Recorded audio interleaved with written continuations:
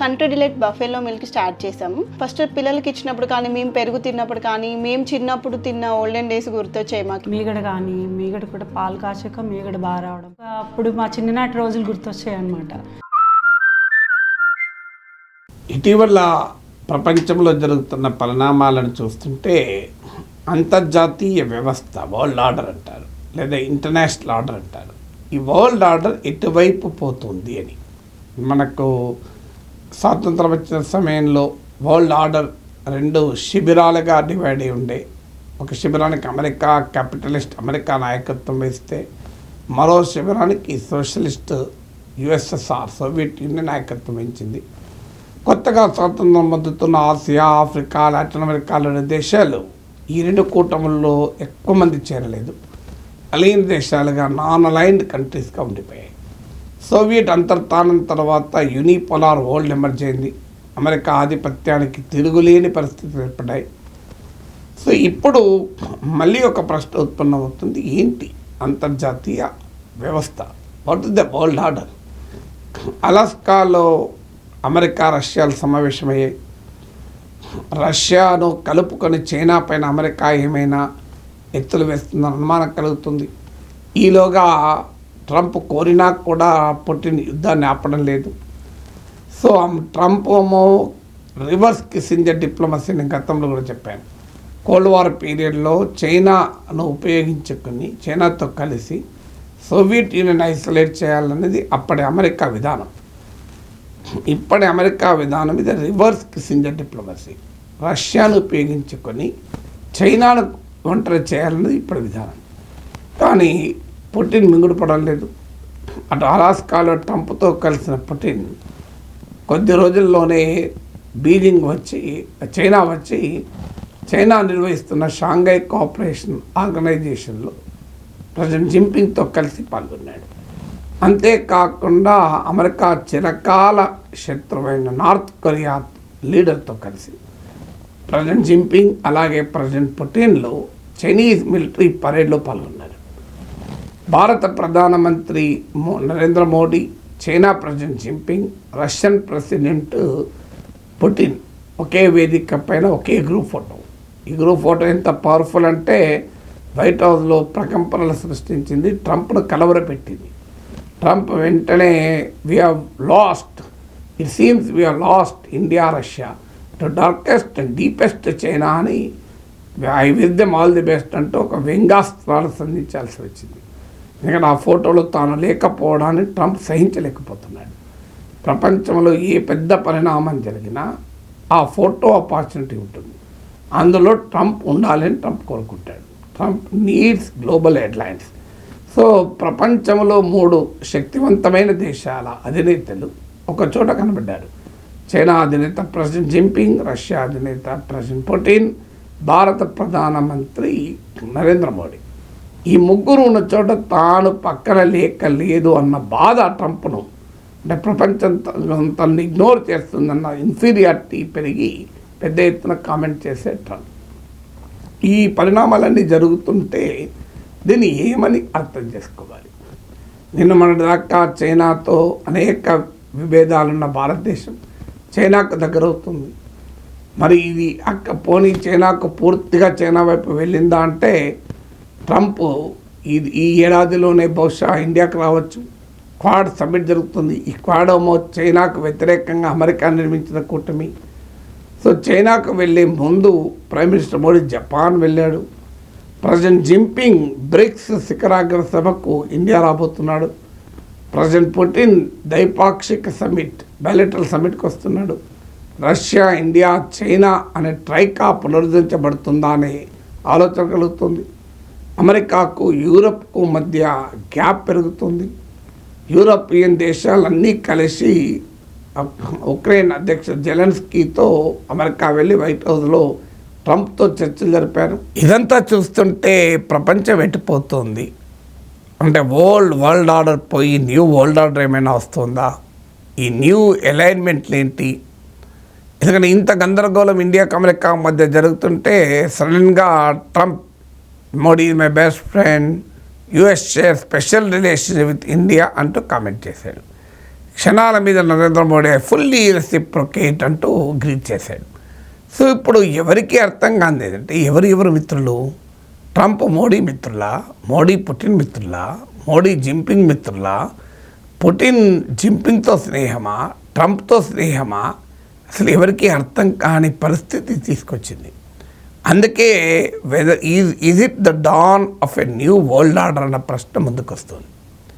దీనికి ఆన్సర్ ఏంటి అంటే ఆంటోనియో గ్రాంసే అని ప్రఖ్యాత ఫిలాసఫర్ అన్న మాటలు. The world order is changing, the new order is at to be born.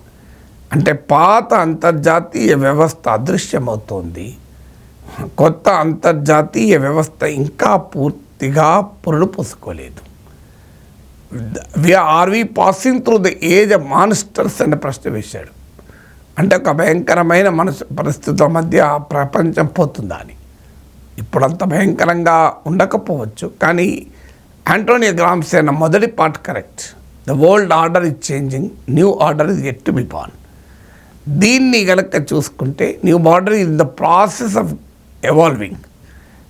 అందువల్ల దీనికి ఇప్పుడున్న వరల్డ్ ఆర్డర్ చూస్తే కొన్ని కంక్లూజన్లు అయితే మనకు ఖచ్చితంగా రాగలం.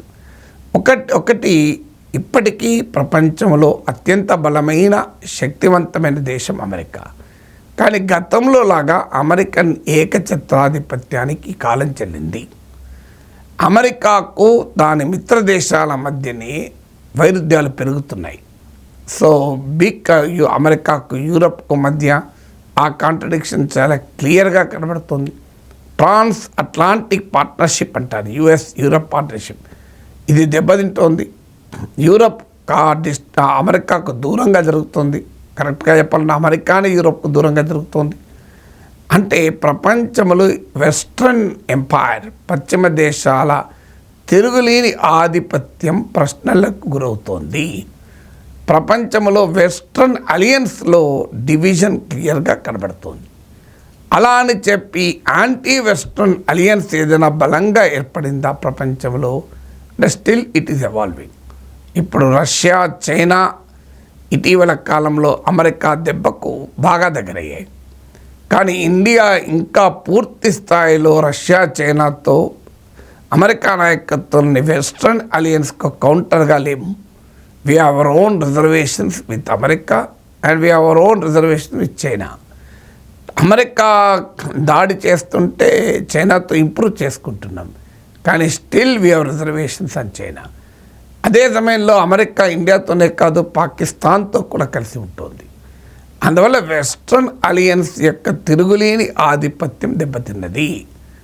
ప్రపంచంలో బలమైన అగ్రరాజ్యాల మధ్య, వెస్ట్రన్ పవర్స్ మధ్య విభేదాలు పెరిగిపోతున్నాయి. ఇది క్లియర్గా మనకు కనబడుతుంది. కానీ యాంటీ వెస్ట్రన్ అలియన్స్ కన్సాలిడేట్ కాలేదు. ఇప్పటికీ ఇది చాలా లూజ్గా ఉంది.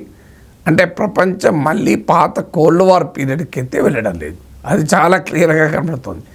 అందువల్ల వెస్ట్రన్ అలియన్స్ డివైడ్ అవుతుంటే, అందులో దెబ్బ తగులుతుంటే నా యాంటీ వెస్ట్రన్ అలియన్స్ ఎమర్జ్ కాలేదు.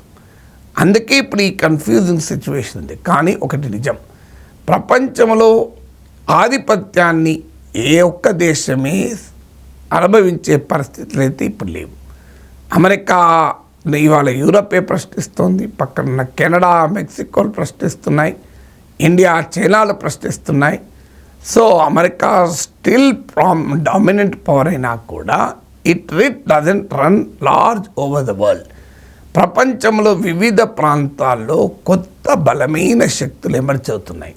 ఇప్పుడు యురేషియా అంటాం, యూరప్, ఏషియా కనెక్ట్ చేసే పాయింట్. అక్కడ రష్యా, ఇటు చైనా, అటు ఇండియా, బ్రెజిల్, సౌత్ ఆఫ్రికా, ఇలా. అందుకే ఇప్పుడు మీకు ట్రంప్ బ్రిక్స్ పైన అంతగా విరుచుకుపడుతున్నాడు. ఎందుకంటే ఇప్పటిదాకా ఇది ఒక లూజ్ కన్ఫెడరేషన్ లాగా ఉంది. కానీ బ్రిక్స్ కానీ, షాంఘై కోఆపరేషన్ ఆర్గనైజేషన్ కానీ, అమెరికా వ్యతిరేక, పశ్చిమ దేశాల వ్యతిరేక యాంటీ వెస్ట్రన్ అలియన్స్ కనుక కన్సాలిడేట్ అయితే తమకు సవాల్ తప్పదని అమెరికా ఆందోళన. వాస్తవంగా సూచనలు లేవు. ఎందుకంటే బ్రిక్స్లో అమెరికా మిత్ర దేశాలైన సౌదీ అరేబియా లాంటి దేశాలు ఉన్నాయి, షాంఘై కోఆపరేషన్ ఆర్గనైజేషన్లో అమెరికన్ అలైస్ అయిన పాకిస్తాన్ కూడా ఉన్నాయి. కానీ రాబోయే కాలంలో బ్రిక్స్ కావచ్చు, ఎస్సీఓ కావచ్చు, స్ట్రాంగ్ యాంటీ వెస్ట్రన్ బ్లాక్స్గా ఎమర్జ్ అవుతాయన్న అనుమానం మాత్రం ట్రంప్ కనబడుతుంది. సో అందువల్ల ఇప్పటికైతే మనం కంక్లూడ్ చేయాల్సింది, world is no longer dominated by single super power. అదే సమయంలో ఒక స్పష్టమైన వెస్ట్రన్ యాంటీ వెస్ట్రన్ అలయన్స్ అనేది లేదు. ప్రపంచంలోని వివిధ ప్రాంతాల్లో వివిధ పోల్స్ ఎమర్జ్ అవుతున్నాయి. అందుకే దీన్ని మల్టీ పొలారిటీ అంటున్నాం. బహుళ ధ్రువ ప్రపంచంగా ప్రపంచం ఎమర్జ్ అవుతుంది. కొత్త కొత్త అలైన్మెంట్లు వస్తున్నాయి. సో కొత్త కొత్త ఫ్రెండ్షిప్లు వస్తున్నాయి. అల్టిమేట్లీగా దేశాలు తమ ప్రయోజనాలకు అనుగుణంగా ఈ మల్టీ అలైన్మెంట్ అనే స్ట్రాటజీ ఒక్కరితోనే కాకుండా అందరితోని స్నేహం చేసేటువంటి ధోరణి పెరుగుతుంది. ఇప్పుడు అమెరికా ఇండియాతో చేస్తుంది, పాకిస్తాన్తో చేస్తుంది, రష్యా అటు అమెరికాతో ట్రంప్తో చేస్తున్నాడు, ఇటు జింపింగ్తో చేస్తున్నాడు. ఇండియా అటు అమెరికాతో, చైనాతో, రష్యాతో సంబంధాలు కలిగి ఉన్నాయి. దీన్ని మల్టీ అలైన్మెంట్ అంటారు. అంటే ఈ world order, new world order ఇంకా క్రిస్టలైజ్ కాలేదు, కానీ మల్టీ అలైన్మెంట్, మల్టీ పొలారిటీతో కూడిన ప్రస్తుత వరల్డ్ ఆర్డర్ మనం చూస్తున్నాం.